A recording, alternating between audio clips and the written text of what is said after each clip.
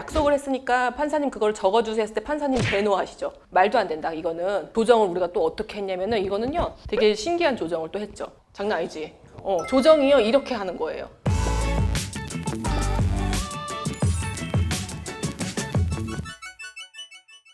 안녕하세요. 이혼 전문 박은주 변호사입니다. 이혼하는 방법 중에서 상당히 많은 부분, 한 70% 이상이 조정으로 마무리된다고 했잖아요. 조정이 왜 좋으냐? 기본적으로는 판결을 받게 되면은 두 사람 다 만족하는 경우가 없어요. 누군가 항상 불만을 갖게 되고 그 불만을 갖게 되는 사람이 항소를 또 제기할 수 있고, 그래서 법원에서는 판결보다는 조율을 할 수 있는 부분에 대해서는 조정을 해서 마무리하라는 것을 많이 권하고, 판결에선 판단할 수 없는 부분들에 대해서 조항으로 작성을 해서 쌍방간 유효한 법적 효력이 있게 만들 수 있기 때문에 그런 점이 되게 유용하다고 했는데, 제가 구체적으로 어떤 식으로 조정에서 이루어지는 부분들이 있는지 설명을 드려볼까 해요. 실질적으로 수행한 사건에서 우리 의뢰인들이나 아니면 당사자들이 요청하는 사항들인 거예요. 이런 조항을 넣어주십시오. 우리가 이혼에는 합의했고 이혼 조항 조서에다가 쌍방 이혼 이후에 미성년 자녀가 성인이 될 때까지 혹은 결혼할 때까지 재혼하지 않는다. 이런 조항을 넣어달래요. 그리고 이거가 배우자랑 합의가 된 상태래. 이게 효력이 있고 이게 가능한 물구일까요? 제가 힌트를 드릴게요. 조정도 계약이잖아요. 사인 간의 계약이고, 기본적인 우리의 민법은 계약 자유의 원칙이 있는 거예요. 계약의 내용에 대해서 쌍방만 동의하면은 그거에 대해서 누가 뭐라고 할 수 없어. 효력이 있는 거야. 그러면 쌍방 아기가 청년이 될 때까지 아니면 혹은 결혼할 때까지 재혼하지 말자. 이거 효력이 있을까요? 헌법 상위에 자유의사에 뭔가 그런 게 있지 않을까요? 되게 똑똑해. 진짜 똑똑해. 제일 유명한 판례들이 어떤 게 있냐면요. 첩계약 알아? 첩계약? 70년대, 80년대에 여성을 첩으로 두고 그 사람한테 뭐 경제적인 지원을 하면서 자녀를 낳아주는 거에 대가나 그런 게 되게 옛날에는 횡행했다고 해요. 첩계약은 무효일까 유효일까요? 쌍방 다 자유의사에 따라서 한 거잖아요. 우리가 자유의사에 따른 계약이 대전제긴 하지만 그 위에 있는 전제가 뭐가 있냐면요. 민법 103조에도 나와 있듯이 이런 모든 계약은 선량한 미풍양속에 반하지 않아야 하는 거야. 사회 질서를 해하고 미풍양속을 해하고 이런 것들은요. 아무리 두 사람 간의 계약을 했더라도 무효이다 라고 하는 거예요. 지금 요즘 시대는 스폰서 계약 같은 거겠죠. 예를 들어서 스폰서 계약을 맺어가지고 매달 얼마씩 주기로 했는데 안 줬다 하면서 돈 달라고 청구했을 때 그게 과연 인용될까의 문제인데 안 되겠다는 거예요. 무효예요. 그럼 다시 돌아와서 재혼을 막는, 서로 안 하겠다는 게 사회 질서에 반하는가? 제가 생각했을 땐 사회 질서에 반하기보다는 아까 우리 PD가 얘기했듯이 헌법상의 행복추구권이나 기본적인 행동의 자유를 침해하는 거거든요. 결혼의 자유 이런 걸 다 침해하는 거예요. 상위 버전이죠. 헌법상의 권리가. 그래서 그런 것들을 둘이 약속을 했으니까 판사님 그걸 적어주세요 했을 때 판사님 대노하시죠. 말도 안 된다. 이거는 기재하지 않습니다라고 해요. 자식을 위한. 맞아요. 네, 자식을 위한 거죠. 아이를 위한 건데요. 그럼에도 불구하고 안 된다. 그럼 이거는 두 번째 질문이 있어요.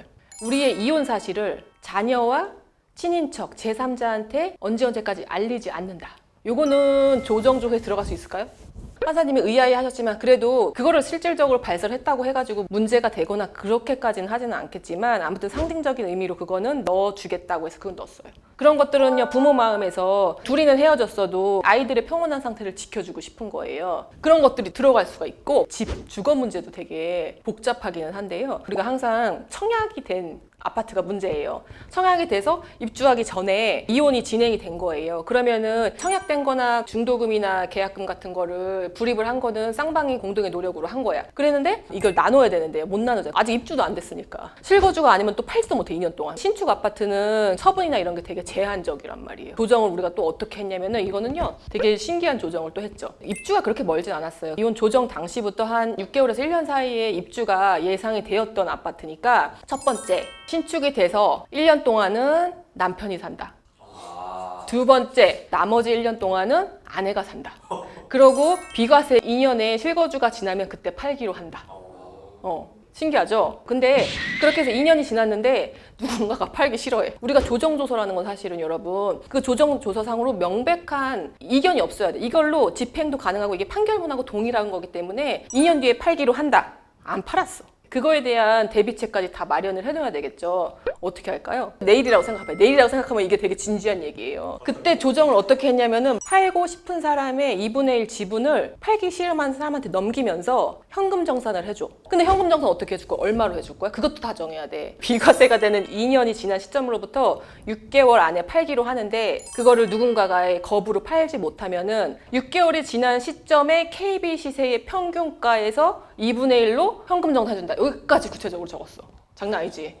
조정이요 이렇게 하는 거예요. 막 숨막히지? 막 숨막히지 않아? 그래서 이렇게 구체적으로 적시해가지고 조정조서가 막 3장 4장이 나오고 막 이러는 경우가 되게 허다해요. 그리고 또 요즘에 많이 문제되는 게 뭐냐면은 미성년 자녀의 실비보험도 굉장히 많이 문제가 돼. 실비보험을 예를 들어서 엄마로 계약을 해가지고요. 보험료를 같이 내다가 이제 이혼을 하는 시점에서 양육권을 아빠가 갖는 거에 동의를 했어요. 그러면 이 실비보험 어떻게 할 것인가? 아빠한테 넘기는 게 맞죠. 왜냐면은 양육자가 실질적으로 아이를 케어하기 때문에 아이가 다치거나 보험료를 청구한 일이 있었을 때 본인이 직접 서류나 이런 거를 작성해야 되기 때문에 계약자까지 변경하는 걸 좀 요청을 해주십시오. 이런 거 되게 많아요. 그리고 실무에서 굉장히 많이 그런 게 갈등이 된단 말이야. 그래서 그런 부분까지 다 조율을 해줘야 돼요. 계약자가 누구누구 돼 있는 어린이 보험에 계약자를 뭐 상대방으로 변경해 준다. 라는 것까지 조정조서에 넣을 수가 있어요. 신기하죠? 조정에서 실제로 다 제가 작성해가지고 다 한 거고요. 물론 그런 것들이 다 필요 없는 사건들이 많죠. 명확하게 딱 돈만 지급하거나 다른 분쟁들이 크게 없는 사건들은 판결을 받아도 되지만 아이가 있고 혹은 여러 가지의 분쟁 상황이 있어서 여전히 이혼 이후에도 뭔가 해결되지 않는 일들이 있을 때에는 조정을 통해 가지고 그런 것들을 다 구체적으로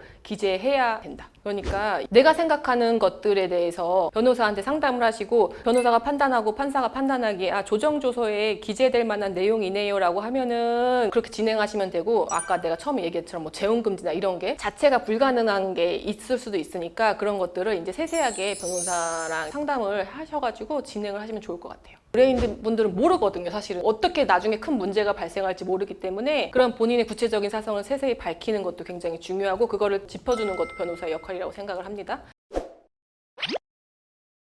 오늘은요, 조정에서 구체적으로 어떤 문구까지 법적 효력을 가지게 하는 조정조서를 작성할 수 있나에 대해서 살펴봤습니다. 오늘 영상이 유익하셨다면요, 구독과 좋아요를 눌러주세요.